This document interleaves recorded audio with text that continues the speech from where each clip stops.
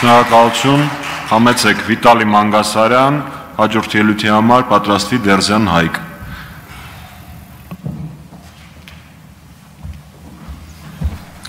Բարև ձեզ, հարգելի նախագահող, հարգելի հայրենակիցներ, շատ խոսվեց նրա մասին, թե ինչ վիճակում ենք մենք հայտնվել և ինչ լուծումներ պետք է առաջարկենք, փորձեմ ելույթս հնարավորինս այդ իմաստով սահմանափակել, հաշվի առնելով նաև ժամանակային սահմանափակումները։ Հարգելի հայրենակիցներ, եթե ինչ-որ մի բան կարևոր է, դա պետք է անել, անգամ եթե դրա հավանականությունը շատ փոքր է։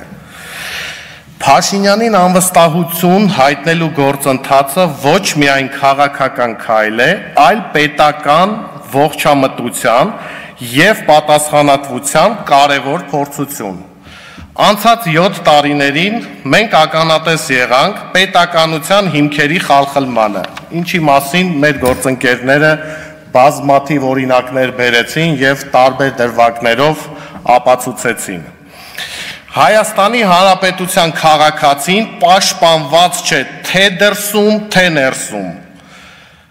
Պատասխանատվության բացակայությունը և ապաշնոր կառավարման հետևանքները զգում է յուրաքանչյուր հայ,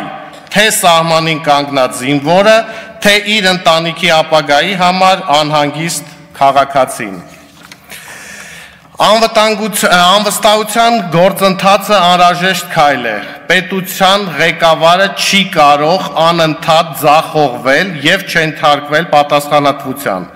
Սա ժողովրդավարության ինստիտուտների կենսունակության փորձարկում է։ Եթե մենք լռենք, նշանակում է հաշտվել կորստի հետ։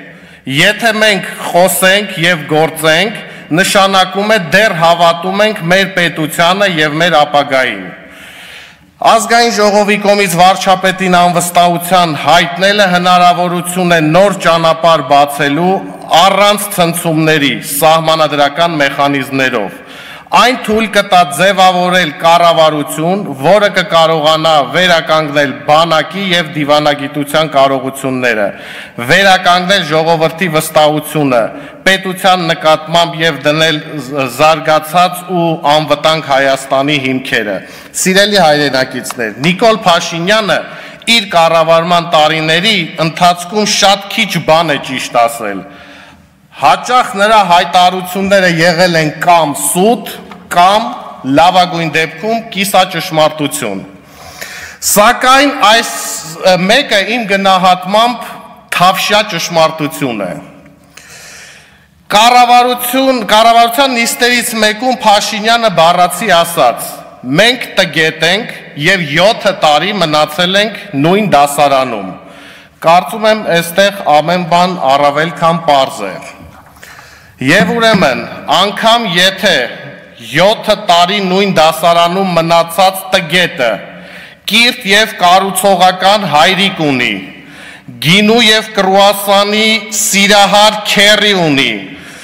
պատեհ պահին իրեն ոսկե հուշամեդալ նվիրող պապիկ ունի, որը հաճախ մոռանում է թոռնիկի անունը, միևնույն է, նրան պետք է հեռացնել դպրոցից, քանի որ տարրական մաթեմատիկական գիտելիքները բավարար է հասկանալու համար, որ թեկուզ անվերջ քանակով բացասական թվեր իրար գումարենք, միևնույն է, դրական թիվ չենք ստանա։ Շնորհակալություն։ Շնորհակալություն, պարոն Մանգասարյան, համեցեք, պարոն Դերզյան, պատրաստվի Շուշան Զաքարյանը։